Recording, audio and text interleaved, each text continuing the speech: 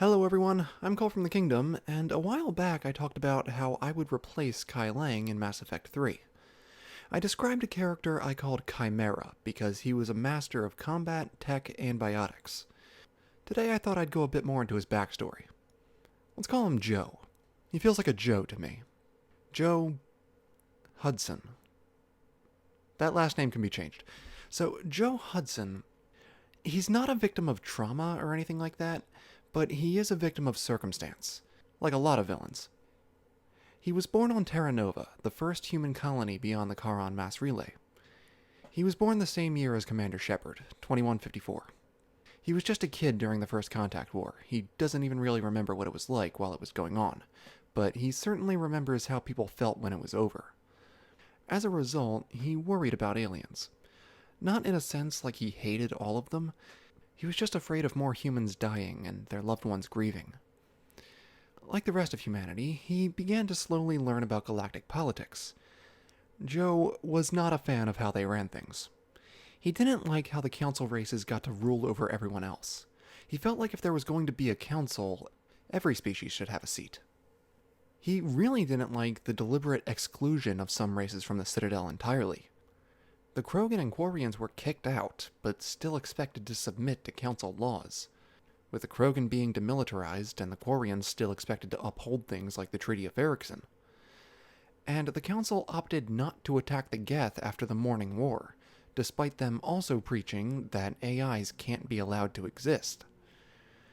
And they also didn't make any real effort to stop the Batarians from practicing slavery, despite that being against council law.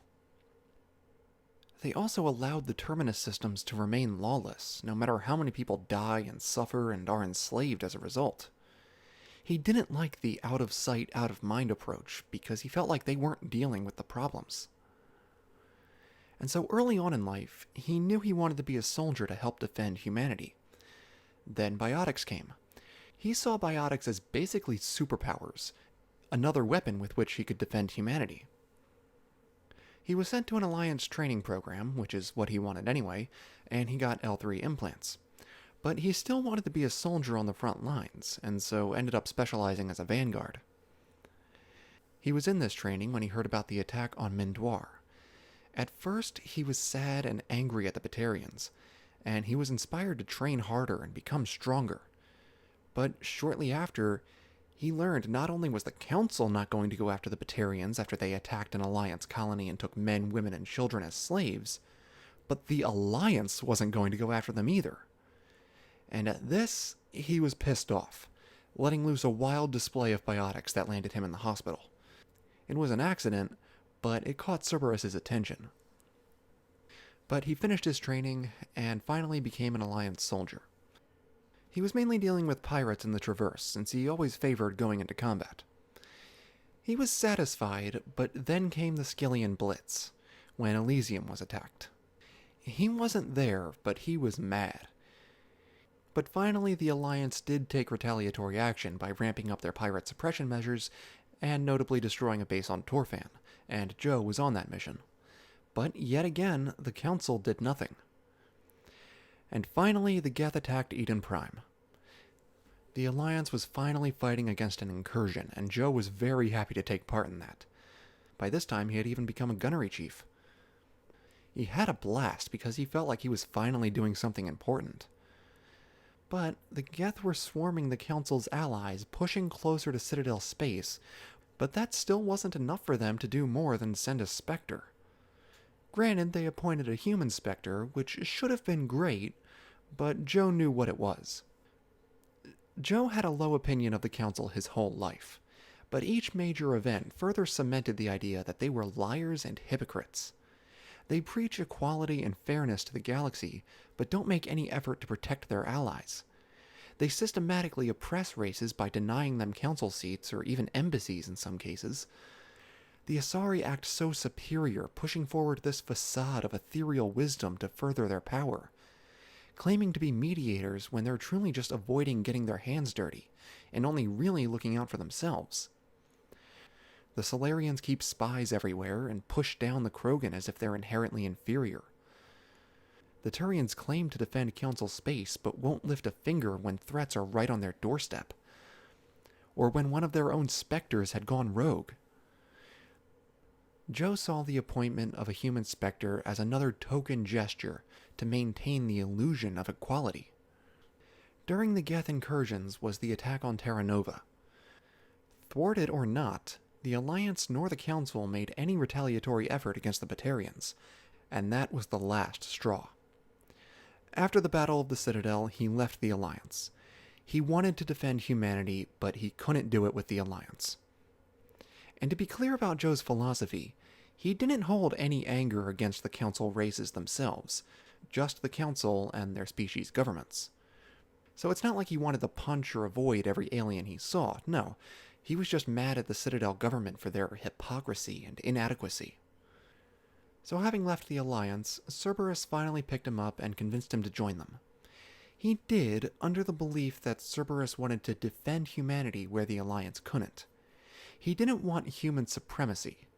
He just wanted to save human lives because it seemed to him that the Alliance wasn't doing enough, and the Council wasn't doing anything. Over the course of a few months, Joe received some more combat training in forms he wasn't familiar with, as well as some new tech modules to aid him in combat, like incineration and cryotech, homing grenade, arc grenades, etc.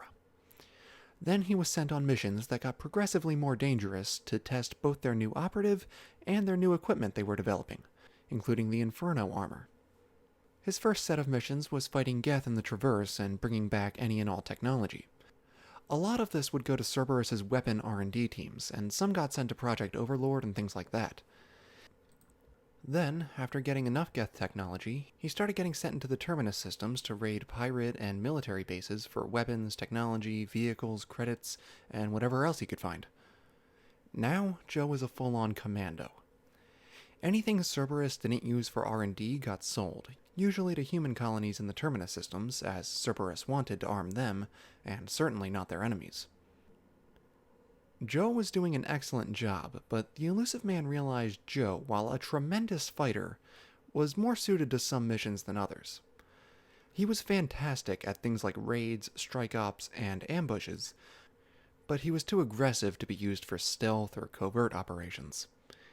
He was patient and a good tactician, but when it came time to fight, he would make too much noise, and he had no poker face. He was determined to be a hero on the front lines. But this created another problem. In a lot of missions, Joe would take hits and get his armor and equipment damaged. The Illusive Man realized this was because Joe was too willing to put himself in harm's way. And each time he got hit, or one of his men did, he became more determined and trained harder. The Illusive Man first thought these traits were a bad thing, and wanted to temper him somewhat. But when Joe started requesting more advanced or even experimental armor, tech, and biotic amps, the Illusive Man realized Joe's attitude was exactly what Cerberus needed, someone who was happy to field test all their experiments. So over the next 2 years, Joe would take certain performance and biotic enhancing drugs, experiment with new tech modules, weapons, armor, even cybernetic implants, just a little bit at a time. Every time he took a hit in battle, he wanted to get stronger. Joe's mission success rate was among the highest in Cerberus, but the Illusive Man told him that he was the highest, to both boost his confidence and prevent him from getting competitive and sloppy. So this pattern continued until Shepard's fight against the Collectors. Joe had been to many human colonies in the Terminus system since joining Cerberus, and he had contacts at a lot of them. Well, Cerberus used the fight against the Collectors to boost their profile and reputation, and now Joe was sent to bring in recruits from the colonies. He personally trained a lot of new Cerberus operatives, moving from base to base, but then, as detailed in the book Retribution, the Alliance and Turians attacked and destroyed many Cerberus bases. Joe's people, who he recruited and trained, were killed, and he did not take this well. Once again, he requested to be made stronger, and after those attacks, Cerberus desperately needed to rebuild before the Reapers arrived in a few months. But the Illusive Man knew even Joe wouldn't agree to him using Reaper tech to indoctrinate new forces. So when Joe asked to be made stronger in the wake of the attacks, the Illusive Man had him unknowingly implanted with Reaper tech to indoctrinate him, making him unquestionably loyal to Cerberus and the Illusive Man. Chimera was born. Joe was sent to lead troops for the war effort. His main job was now stealing ships to build Cerberus's fleet, while other agents began inducting more colonial volunteers, largely spurred on by the friends and family members having died in the Turian raids. Those volunteers were quickly indoctrinated, Chimera was bringing back ships and weapons, and the rest is history. And that, my friends, is the story of Joe Hudson, Chimera, up to the events of Mass Effect 3, where annoying acrobat with a sword gets center stage. So let me know what you guys think of this in the comments, and don't forget to leave a like if you enjoyed the video. If you want to talk about this or anything else, you can jump on over to my Discord server and chat with me and other fans. Before I go, I want to give a special thanks to my patrons over on Patreon, Girl Tries Games, Lev Sabin, Katie Louise, and Kazviria. Thank you guys so much. So that's it for now, guys. Thank you all so much for watching. Don't forget to comment and like. I'll see you later.